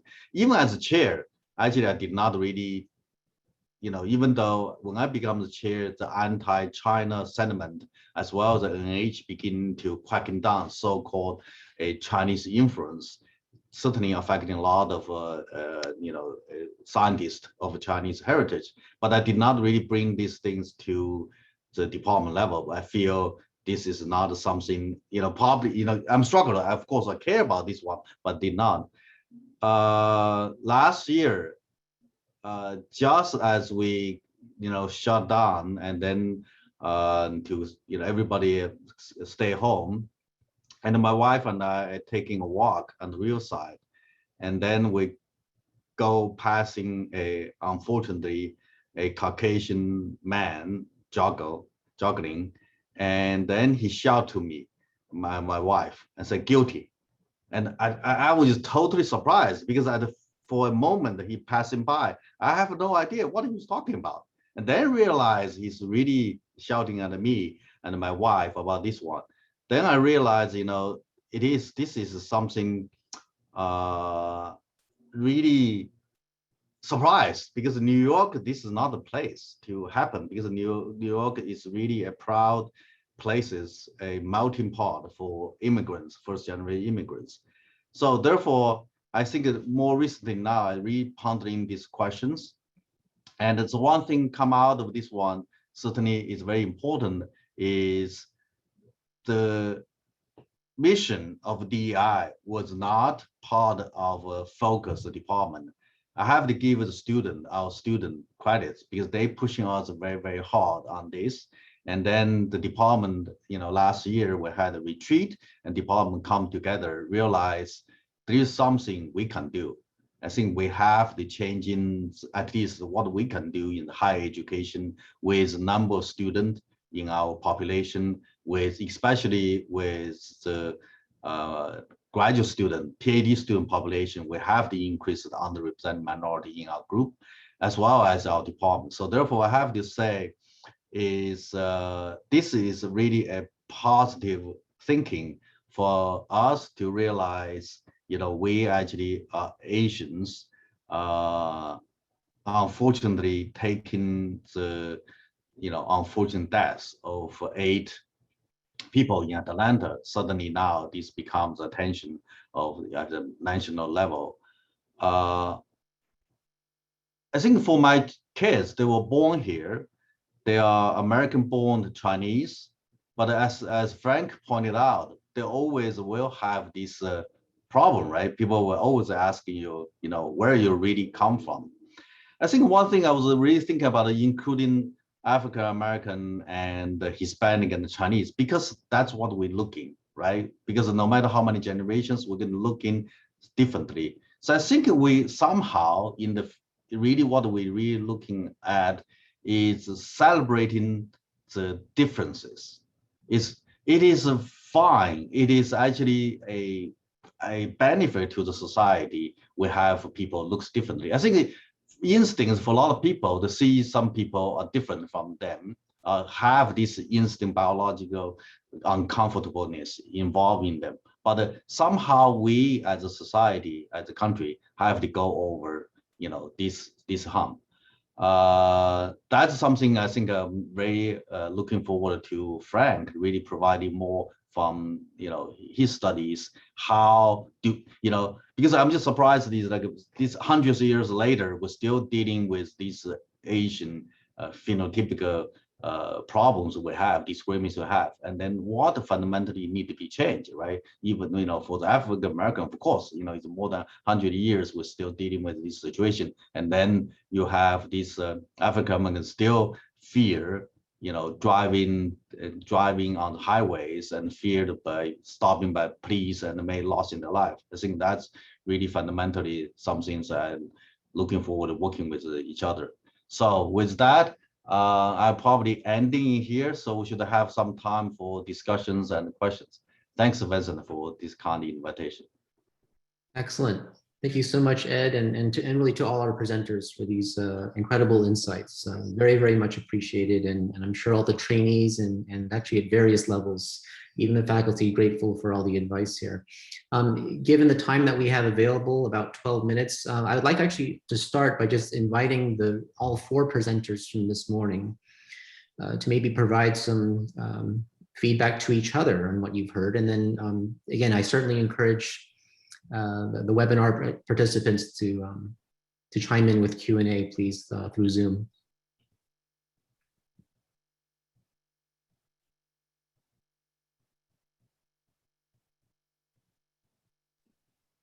Well, I just noticed Kong Xia's question in the chat about not knowing of any underrepresented minority women in higher ed administration at land-grant universities. And I would mention Riverside is very unusual in that sense because our senior cabinet is very diverse, but that took a decade of very intentional targeted hiring from the upper administration. So for the last 5 years, we've had 7 years really, we've had a senior leadership chancellor and 3 different provosts, but who really much were invested in diversity in higher ed administration. And so it really takes intentional effort. We have mandatory search committee trainings on bias and such for those search committees, as well as general faculty. So FYI.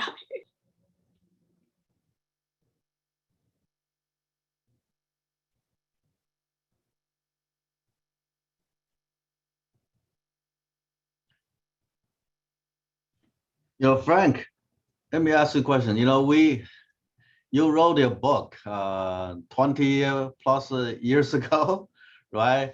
And then, I mean, definitely the leadership, the leadership level people saying something, I think is very important, right? Because those, have serious implications. But just as regular folks in this country, right?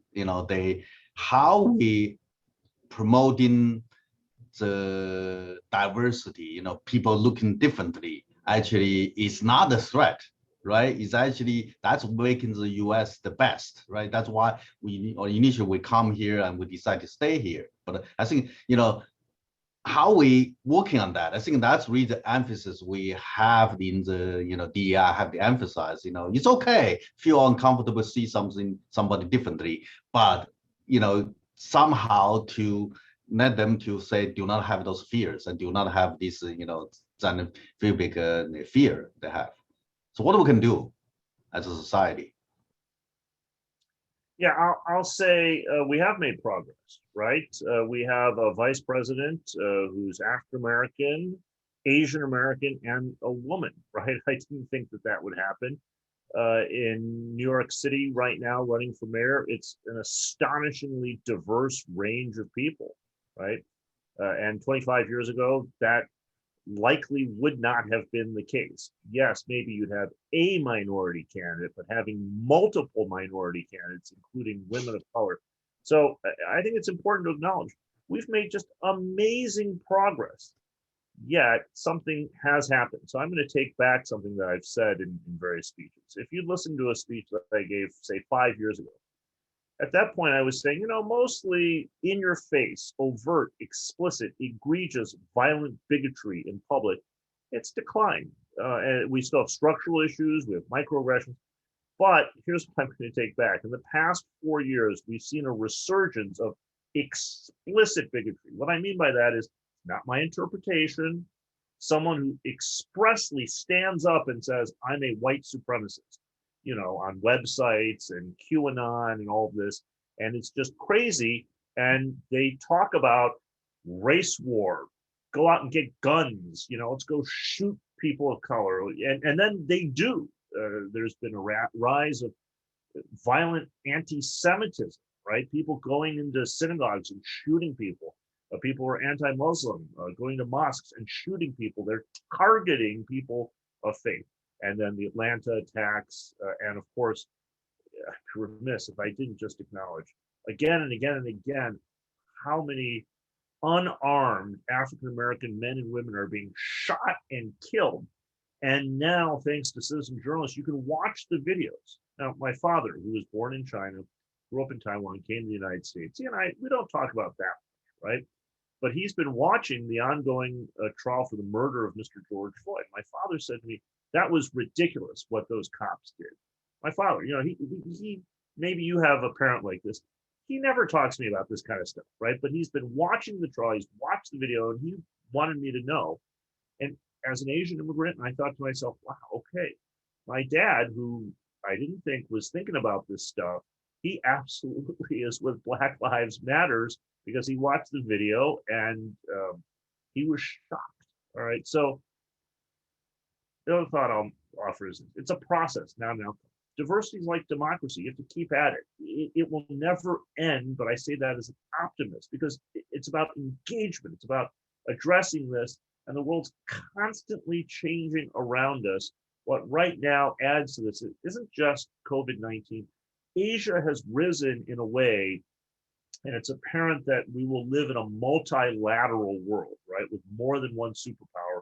And the Soviet Union collapsed in 1989 with the fall of the Berlin Wall. And it wasn't until 25 years later, really, that China arose as a rival for global superpower status.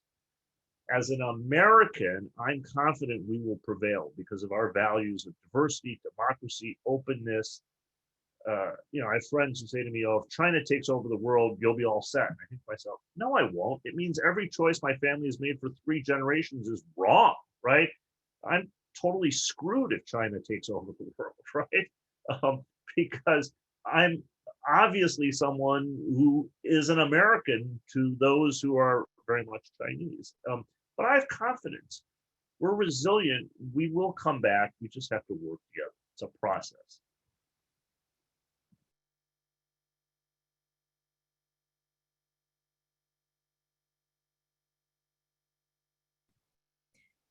Is that all right if I ask 2 quick questions? One is to Miriam, being like the sole female panel plenary speaker.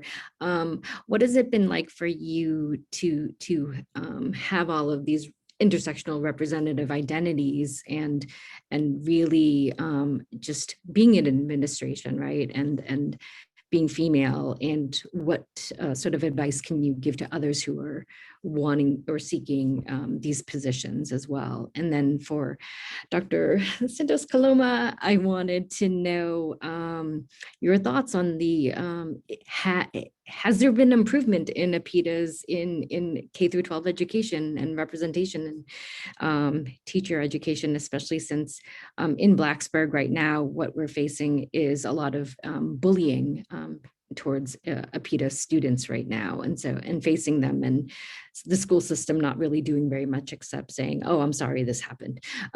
So can you give advice or lend any sort of advice really quickly before we have to end?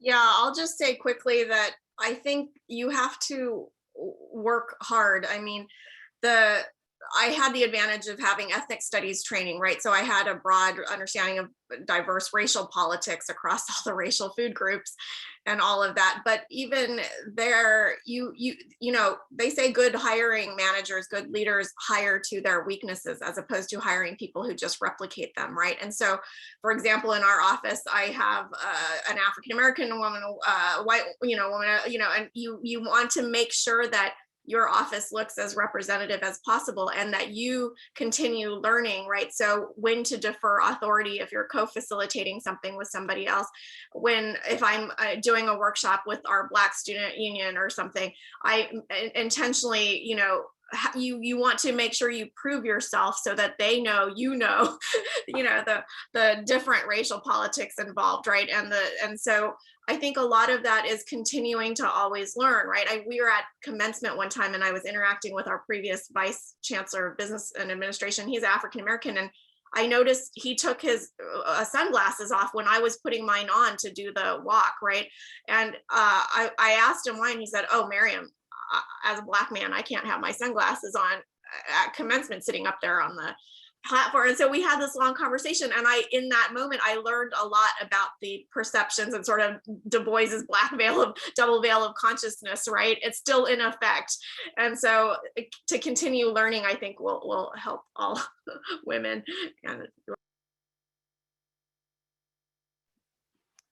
So very quickly, I'm really happy that Congresswoman Grace Meng from New York has introduced legislation at the federal level to introduce API studies in our curriculum. And as we know also, states have the jurisdiction over curriculum and policies. So certainly California, New York, Illinois, for us in Michigan, we're working with our legislators to have some bills passed. It's going to be a little bit challenging in Michigan because we have a Republican-controlled legislature. So it's just really reading your statewide scene and where you can put some pressure. But some of the efforts that we're putting in is really at the school district level, because school board superintendents as well as curriculum directors could really make certain decisions at the local level of being able to introduce, integrate, and implement API curriculum. So we're definitely looking at organizing and advocacy work at the local, state, and federal levels. Thank you. That'll be very good for especially since we're bringing in some APIDA political leaders shortly. I wanted to ask Dr. Pratt Clark if you had any last comments before we go. And I just wanted to share it was an absolute honor and privilege really to be part of this conversation and to hear just the wisdom. And I think what's been important for me the last few months, certainly in my role, is understanding the breadth of diversity issues and the points of intersection. There are a lot of commonalities across being people of color in America. And I really am hopeful that we can become more aligned and more in coalition with the LGBTQ community, with other religious communities, with other communities of color, because the work of humanity involves all of us. And I think the more we can find allies, white allies who want to be with us in this work and walk into rooms with strangers, I just still love that, because I think that is really what makes the difference. And so I'm just honored to be part of this conversation. I'm honored to be at Virginia Tech with Nina and Vincent and other colleagues doing this amazing work. So thank you. I want to thank everyone for a highly productive morning and really grateful for your time and thoughtful perspectives. And we will absolutely be continuing the dialogue. For those attending this webinar, we again thank you also for your participation. As a reminder, for those who are available, we're going to reconvene at 1 o'clock for 4 panelists that are based at Virginia Tech. So thanks again so much to everyone. Have a wonderful weekend.